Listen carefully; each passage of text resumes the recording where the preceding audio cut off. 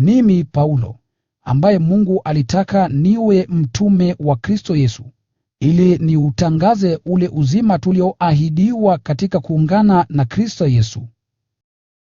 Na kuandikia wewe mwanangu mpenzi Timotheo, na kutakia neema, huruma na amani kutoka kwa Mungu Baba na Kristo Yesu Bwana wetu. Ninamshukuru Mungu ambaye ninamtumikia kwa dhamiri safi, kama walivyofanya wazee wangu. Namshukuru kila ninapokukumbuka daima katika sala zangu. Nakumbuka machozi yako na ninatamani usiku na mchana kukuona ili nijazwe furaha. Naikumbuka imani yako ya kweli, imani aliyokuwa nayo nyanya yako Loisi na pia mama yako Eunike. Nina hakika kwamba wewe pia unayo. Ndiyo maana nakukumbusha ukiweke motomoto kile kipaji ulichopewa na Mungu wakati nilipokuwekea mikono yangu. Kwa maana Mungu hakutupa roho wa kutufanya tuwe waoga, bali alitupa roho wa kutujalia nguvu, upendo na nidhamu. Basi usione haya kumshuhudia Bwana wetu, wala usione haya kwa sababu yangu, mimi niliyemfungwa kwa ajili yake, lakini shiriki katika mateso kwa ajili ya habari njema kadiri ya nguvu unazopewa na Mungu. Yeye alituokoa akatuita tuwe watu wake yeye mwenyewe, si kwa sababu ya matendo yetu wenyewe, bali kwa sababu ya kusudi lake na neema yake. Alitujalia neema hiyo katika Kristo Yesu kabla mwanzo wa nyakati. Lakini sasa imefunuliwa kwetu kwa kuja kwake Mwokozi wetu Yesu Kristo. Yeye amekomesha nguvu za kifo, na kwa njia ya habari njema akadhihirisha uzima usiokufa. Mungu amenichagua mimi niwe mtume na mwalimu kwa ajili ya kuhubiri habari njema. Nami nateseka mambo haya kwa sababu hiyo, lakini niko bado timamu kabisa, kwani namjua yule niliyemwamini, tena nina hakika kwamba yeye aweza kukilinda salama kile alichonikabidhi mpaka siku ile. Shika kwa makini mafundisho yale ya kweli niliyokufundisha, na kubaki katika hiyo imani na huo upendo wetu katika kuungana na Kristo Yesu. Jambo lile bora ulilokabidhiwa lilinde kwa nguvu ya Roho Mtakatifu anayeishi ndani yetu. Kama unavyojua, watu wote mkoani Asia wameniacha miongoni mwao wakiwa Fugelo na Hermogene.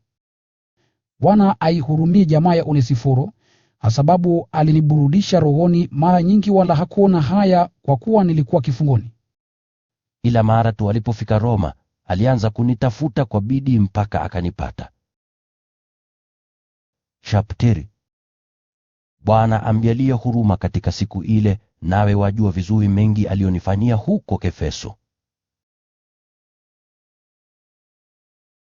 Basi wewe mwanangu, uwe na nguvu katika neema tunayopata katika kuungana na Kristo Yesu.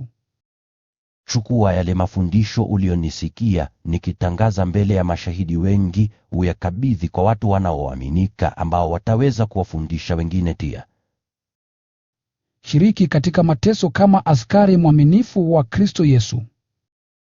Mwanajeshi vitani hujiepusha na shughuli za maisha ya kawaida ili aweze kumpendeza mkuu wa jeshi.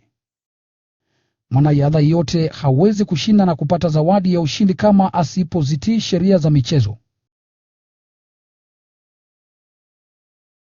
Mkulima ambaye amefanya kazi ngumu anastahili kupata sehemu ya kwanza ya mavuno. Fikiria hayo ninayosema, kwani Bwana atakuwezesha uyaelewe yote. Mkumbuke Yesu Kristo, aliyefufuliwa kutoka wafu, aliyekuwa wa ukoo wa Daudi, kama isemavyo habari njema ninayoihubiri. Kwa sababu ya kuihubiri habari njema mimi nateseka na nimefungwa minyororo kama mhalifu. Lakini neno la Mungu haliwezi kufungwa minyororo. Na hivyo navumilia kila kitu kwa ajili ya wateule wa Mungu, ili wao pia wapate ukombozi upatikanao kwa njia ya Yesu Kristo, na ambao huleta utukufu wa milele. Usemi huu ni wa kweli: ikiwa tulikufa pamoja naye, tutaishi pia pamoja naye. Tukiendelea kuvumilia, tutatawala pia pamoja naye. Tukimkana naye, pia pia atatukana. Tukikosa kuwa waaminifu, yeye hubaki mwaminifu daima, maana yeye hawezi kujikana mwenyewe. Basi wakumbushe watu wako mambo haya na kuwaonya mbele ya Mungu, waache ubishi juu ya maneno. Ubishi huo haufai, ila huleta tu uharibifu mkuu kwa wale wanaousikia. Jitahidi kupata kibali kamili mbele ya Mungu kama mfanyakazi ambaye haoni haya juu ya kazi yake na ambaye hufundisha sawa ule ujumbe wa kweli. Jiepushe na majadiliano ya kidunia na ya kipumbavu, kwani hayo huzidi kuwatenga watu mbali na Mungu.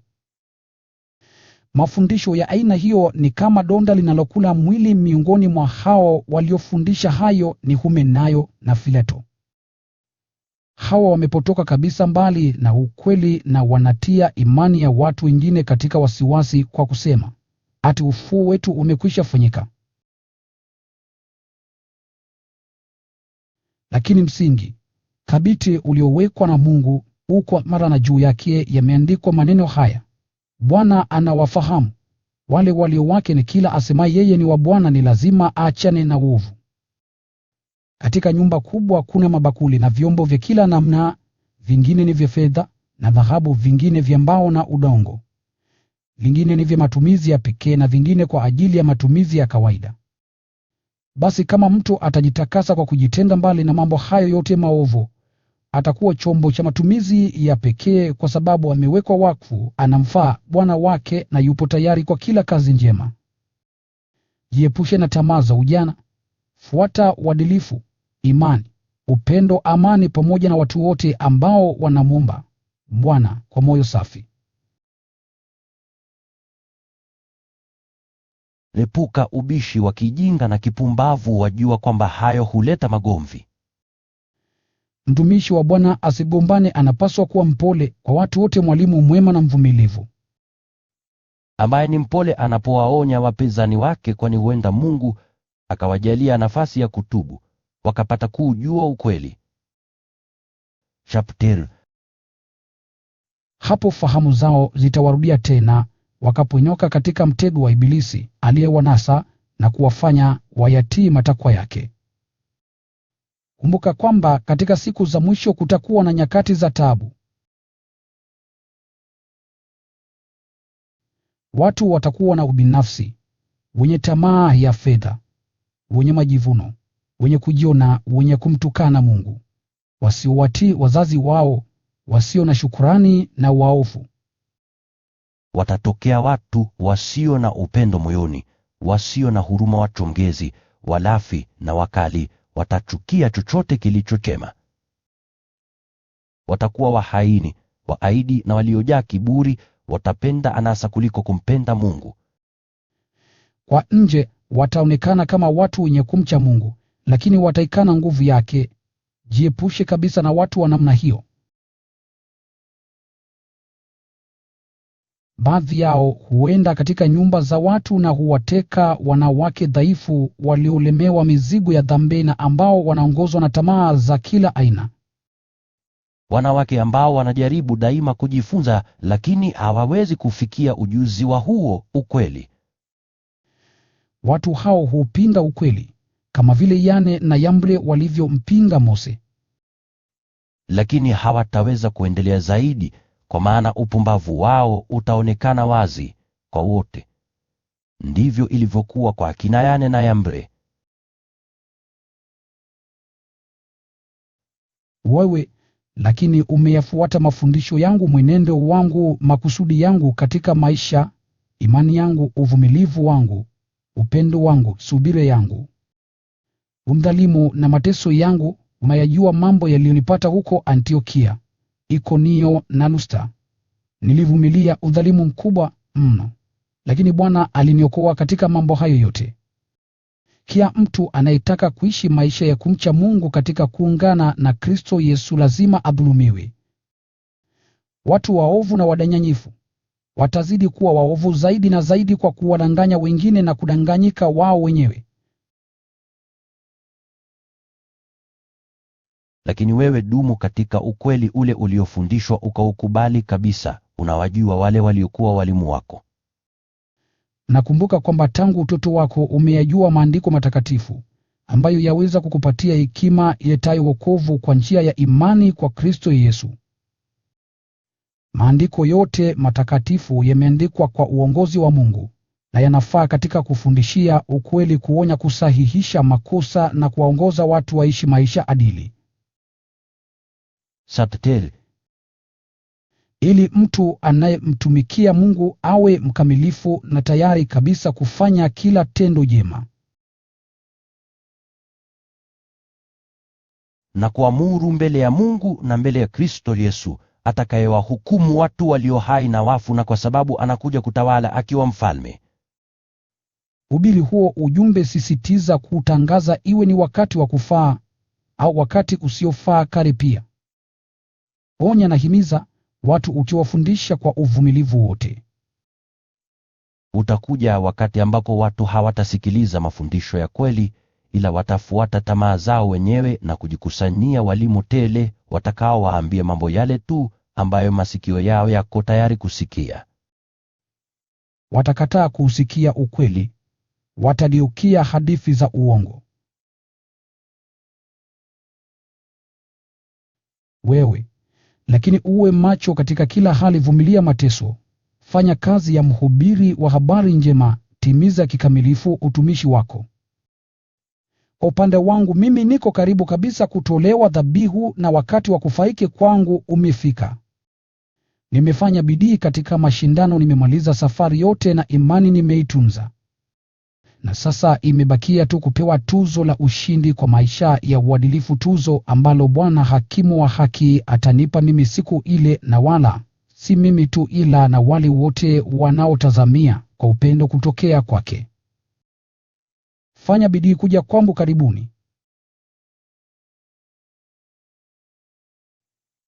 Nema ameupenda ulimwengu huu akaniacha na kwenda zake Thesalonike. Kreske amekwenda Galatia na Tito amekwenda Dalmatia. Luka peke yake ndiye aliye hapa pamoja nami. Mpate Marko uje naye, kwa maana ataweza kunisaidia katika kazi yangu. Nilimtuma Tukiko kule Efeso. Utakapokuja niletee koti langu nililoacha kwa Karpo. Kule Troa niletee pia vile vitabu, na hasa vile vilivyotengenezwa kwa ngozi. Yule sonana aitwaye Alesanda amenitendea maovu mingi. Bwana atamlipa kufuatana na hayo matendo yake. Jihadhari naye, kwa sababu aliupinga ujumbe wetu kwa ukali. Wakati nilipojitetea kwa mara ya kwanza, hakuna mtu aliyesimama upande wangu, wote waliniacha. Mungu asiwahesabie kosa hiyo. Lakini Bwana alikaa pamoja nami, akanipa nguvu, hata nikaweza kuutangaza ujumbe wote watu mataifa wausikie, tena nikaokolewa katika hukumu ya kifo kama kinywani mwa simba. Bwana ataniokoa na mambo yote maovu na kunichukua salama mpaka katika utawala wake wa mbinguni. Kwake uwe utukufu milele na milele. Amina. Wasalimu Priska na Akula pamoja na jamaa ya Onesiforo. Erasto alibaki Korinto, naye Trofimo nilimwacha Mileto kwa sababu alikuwa mgonjwa. Fanya bidii kuja kabla ya majira ya baridi. Ebulo, Pude, Lino na Klaudia wanakusalimu. Vilevile ndugu wengine wote. Bwana awe nawe rohoni mwako, na watakieni nyote neema